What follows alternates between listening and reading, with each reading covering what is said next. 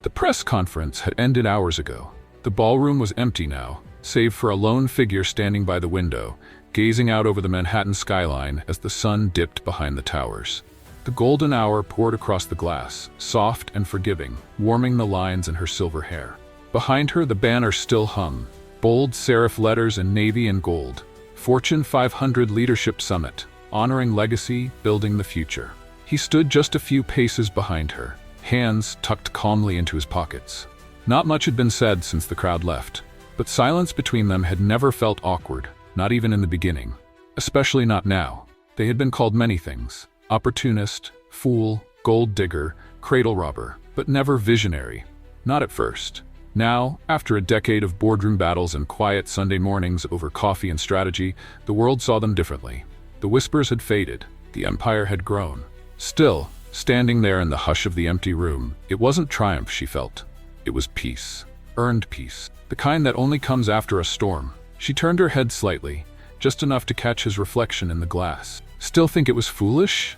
she asked. He didn't answer right away. He just smiled, walked toward her, and gently rested his hand over hers. Outside, the lights of the city blinked on, one by one. This isn't a story about fairy tales. It's a story about choice. About what it means to stand beside someone when the world tells you to walk away. About dignity, loyalty, and love that does not ask permission. If you've ever believed in dignity, loyalty, or love that stands the test of time, this story is for you. And as you listen, pay close attention. There's a small moment near the end that might surprise you. Just for fun, we'll ask, how many times did you hear the name Michael Adler? Get it right within 7 days, and we might feature your name in our next community post. Watching this later? Comment anyway. We read every word. If stories like this speak to your heart, we'd be honored to have you with us. Drop a comment. Tell us what touched you most. And if you haven't yet, feel free to like, subscribe, and tap the bell, so you'll never miss a story that reminds us what really matters.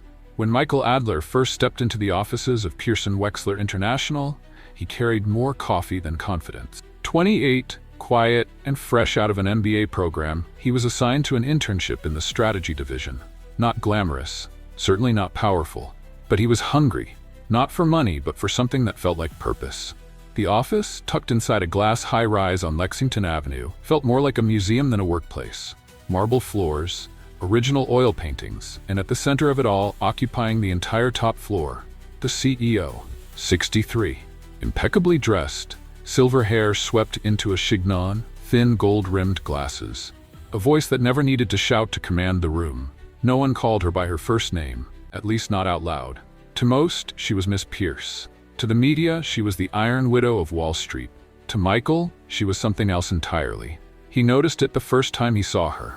Not in the grand boardroom, but alone in the back garden at dusk, standing in heels on damp stone tiles, feeding the koi fish with a quiet tenderness that didn't match the headlines. She hadn't seen him, but he'd seen her. And something shifted in him. It wasn't love at first sight. That's not how it happened. It was a whisper, subtle, persistent, that grew over months. Meetings where she asked a second question after everyone else had stopped listening. Mornings where he arrived early just to hear her speaking gently to the janitor by name. The way her fingers paused briefly over a photograph on her desk before a quarterly call. She carried power like a burden she'd made peace with. And Michael saw her. When they finally spoke, really spoke, it was over spilled coffee in the elevator. A small accident that led to an apology, a chuckle, and a shared moment of disarming silence. "You're not like the others," she had said quietly, brushing a drop from her sleeve. Neither of them quite knew what she meant at the time, but neither forgot it either. There were rules in that building. Some spoken, most not. Young interns didn't talk to the CEO unless spoken to.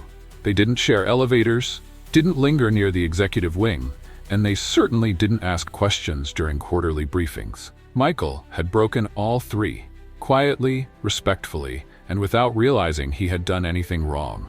But Eleanor Pierce noticed.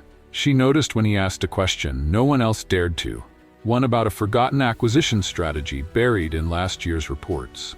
She noticed when he stayed late, not for ambition, but to help the IT team fix a security bug after hours. And she noticed when he showed up at a charity gala, not in a tuxedo, but with 3 neighborhood kids he'd mentored, holding their hands like they were the most important guests in the room. There was a quiet kind of bravery in the way he existed. Not loud, not pushy, but it cut through the noise. In time, people started to whisper his name, not out of fear, out of curiosity. And curiosity in a place like that was a dangerous thing.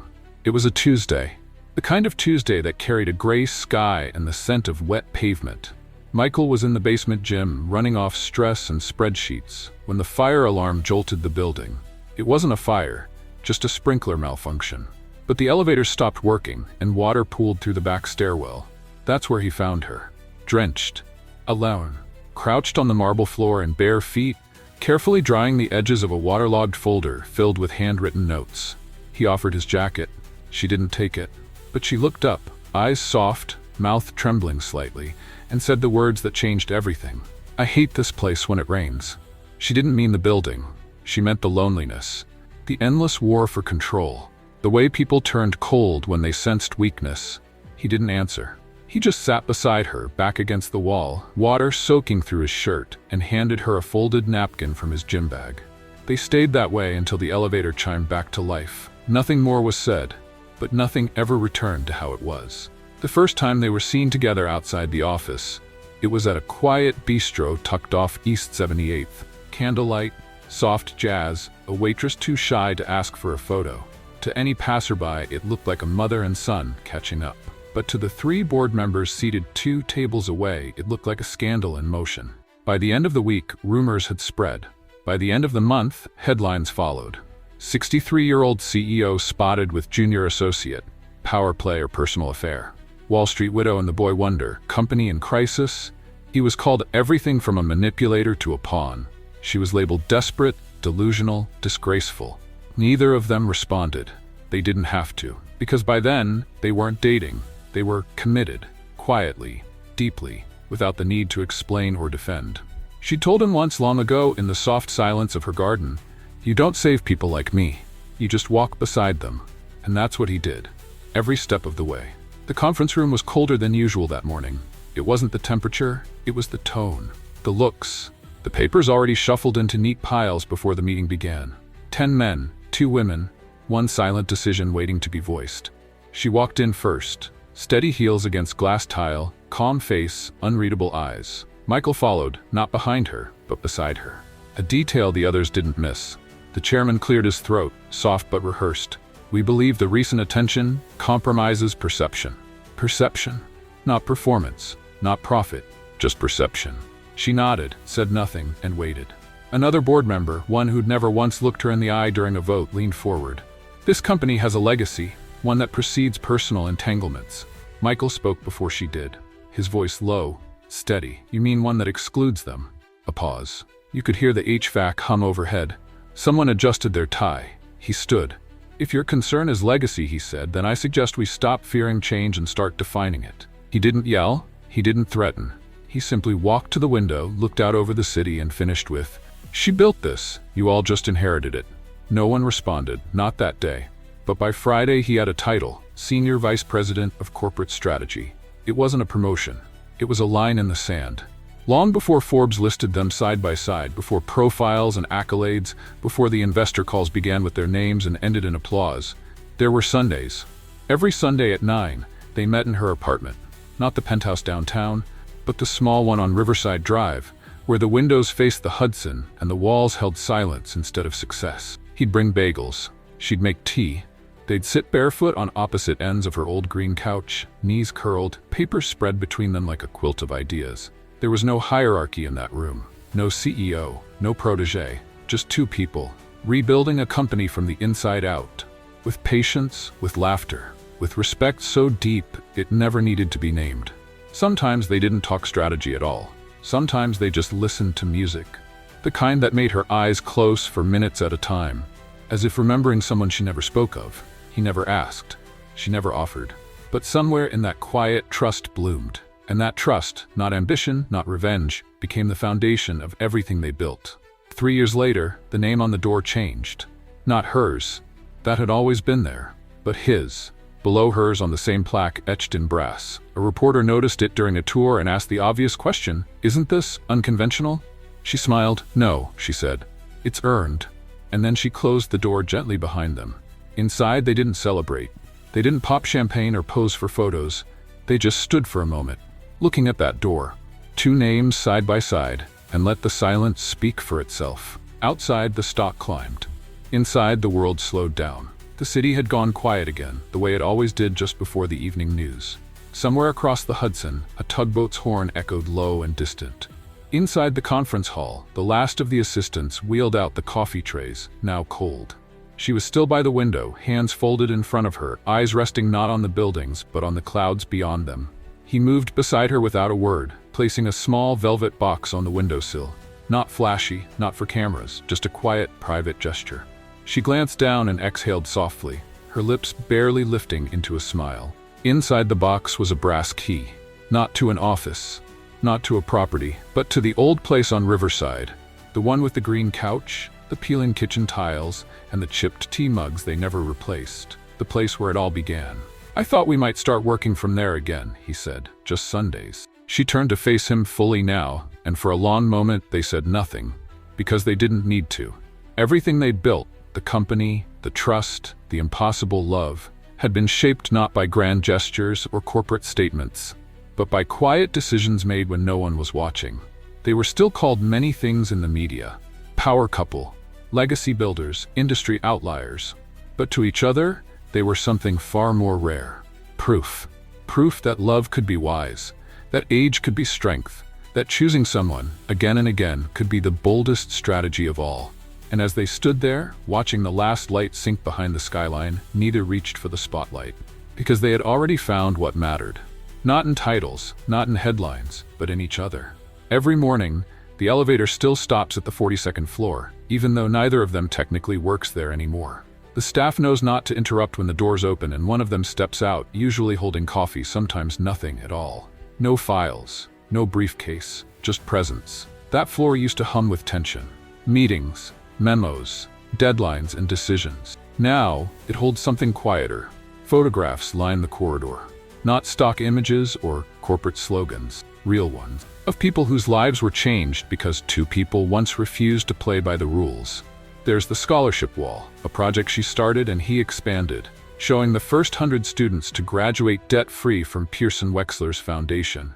There's the mentorship bench, built from reclaimed boardroom wood, with an engraved plaque that reads, "Listen first, the rest will follow." And there in the corner office with floor-to-ceiling windows is the couch. The green one, a little faded now, but exactly as it was, a quiet reminder that not all power comes from standing, and not all legacies are built in suits. Sometimes they still sit there together. Not every week, not even every month. But when they do, the secretary brings in tea, one cup with honey, one without, and leaves them alone. No meetings, no agendas, just two people, feet tucked under them, gazing out over a city that once doubted them and now leans on what they built. Tucked inside a drawer in the old Riverside apartment, beneath a bundle of faded programs from charity galas and a stack of Polaroids wrapped in a silk ribbon, lies an envelope. The paper is thick, the edges worn slightly from age. The handwriting on the front is hers, slanted, careful, unmistakably personal. It's addressed to no one, because she never meant to send it. She wrote it on a winter night years ago, before the Sunday mornings, before the boardroom battles, before anyone believed what they were building was real. It had snowed that evening. Heavy, silent snow, the kind that muffles the city and makes everything feel far away. He'd just left, not after a kiss or a promise, but after an awkward silence that neither of them knew how to cross. He had offered to stay. She had told him no. And then, when the door closed, she sat down and wrote, "You remind me of who I was before they taught me how to be feared. I don't know how to love you and protect you at the same time. I don't want to ruin you the way this world almost ruined me." But she never signed it, and she never gave it to him. She placed it in the drawer, and over time forgot it was there. Years later, on a quiet Sunday as he looked for a charger cable, he found it.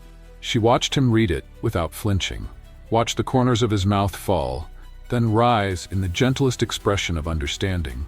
He didn't ask questions. He folded it carefully, kissed her knuckles, and never brought it up again. When the announcement came that Pearson Wexler had entered the Fortune 500 for the first time in its long, winding history, it didn't come quietly. It came with a profile on the front of the Wall Street Journal, a primetime feature on CBS, and 100 think pieces written by people who had once called them a scandal. Some praised them now, others pretended they always had. But many, far too many, treated their success not as strategy or skill, but as spectacle. Lovebirds or power players? The couple reshaping corporate America. From boardroom to bedroom, the unorthodox empire of Eleanor and Michael. She hated the headlines, not because they misrepresented her. She had made peace with that long ago, but because they reduced everything they had built, every risk, every late-night decision, every moment of doubt and grit, to gossip. He told her to let it pass. They're loud, he said gently, because they don't know how to be still. Stillness, she had come to learn, was its own kind of rebellion. So she sat through the interviews. She smiled through the backhanded compliments. She posed for photos when asked, one hand resting on his, never hidden. And when an anchor on a morning show chuckled and said, "You must have quite the age gap. Do you ever feel out of sync?" she answered plainly, "No, we're just playing a different song." The studio fell silent, and for the first time in a long while, no one laughed. It happened on a quiet morning. No reporters, no emails, just the hush of a home not yet awake, and the smell of cinnamon from the pastry he'd warmed without asking. She stood by the vanity, hair unpinned, silver cascading down her shoulders, face bare. Not the version the world saw, not the blazer-clad titan of industry, just her. She was brushing through her hair slowly when he appeared behind her in the mirror. No announcement, no interruption, just presence. And in that mirror, with nothing softened by lighting or distance, she saw it. The lines deeper than before, the faint tremble in her hand as she reached for the hairpin, the way his reflection seemed younger. She didn't turn, she didn't speak, but he noticed. He always noticed. A pause stretched between them, not heavy but honest. Then she said it, not dramatically, not to make him prove anything, just softly. "I worry, one day you'll wake up and see me how they do." He didn't respond right away. Instead, he stepped forward, lifted the brush from her hand and began to glide it gently through her hair. Once, twice, then again slower. "You think I don't see you?" he said, voice low. "I see the woman who carried a company on her back when no one believed she could. The woman who took me seriously before I'd proven a thing, who listened more than she spoke, who showed me what dignity looks like when no one's watching." She closed her eyes. The brush kept moving. "I don't see years," he said. "I see you." No camera could have captured that moment. No article would ever write about it. But in that quiet, with silver strands falling like ribbons across her shoulders, something in her softened, not because he erased her fear, but because he didn't run from it. Behind their estate, tucked far past the hedges and beyond the walking path the landscapers maintained, there was a garden. Not a manicured one. Not for show. It was wild, uneven, blooming in places it shouldn't have. She had started it years ago when the nights felt too long and the boardroom battles too loud. A place to kneel, to dig, to bury her hands in something that didn't need press releases or quarterly earnings. He found her there one evening, sleeves rolled, dirt on her palms, a strand of silver hair caught in the breeze. He didn't speak, just watched from the edge of the path, unsure if he was interrupting something sacred. Eventually, she looked up. "There's no reception out here," she said, brushing her forehead with the back of her wrist. "Maybe that's why it's beautiful," he replied. She chuckled. "Just once," and went back to planting. Since then, it became their secret, the only place where the rest of the world could not follow. They planted things that weren't supposed to grow side by side, roses next to tomatoes, tulips alongside wild thyme. And still, somehow it worked. There was a bench at the far end now, worn wood. Hand-carved, they'd sit there sometimes, knees touching, fingers laced, and say nothing. Because here, nothing needed fixing. No optics, no legacy to maintain. Just the quiet miracle of growth, of things surviving, even when told they shouldn't. Of love, blooming in its own season. Some stories are loud, they demand attention, fill headlines, chase applause. But others, the ones that last, are quiet. They're built in morning light, in late-night conversations, in gardens no one ever photographs. Michael Adler didn't become a legacy because he shouted the loudest. He became one because he listened, with his heart, his hands, and his time. And together, they created something louder than approval. They created understanding. Their story reminds us that love doesn't always arrive in the form we expect. Sometimes it's patient, sometimes it's brave, sometimes it's just two people daring to choose each other over and over again, even when no one else does. If this story touched your heart, we'd love to hear from you. Share in the comments. What moment in Michael Adler's journey moved you the most? And if you were listening closely, you might notice how often his name came up.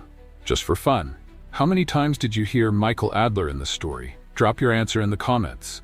And if you're right within 7 days, we may feature your name in a shout-out as a thank you for being part of our Fiction Echoes family. Watching this later?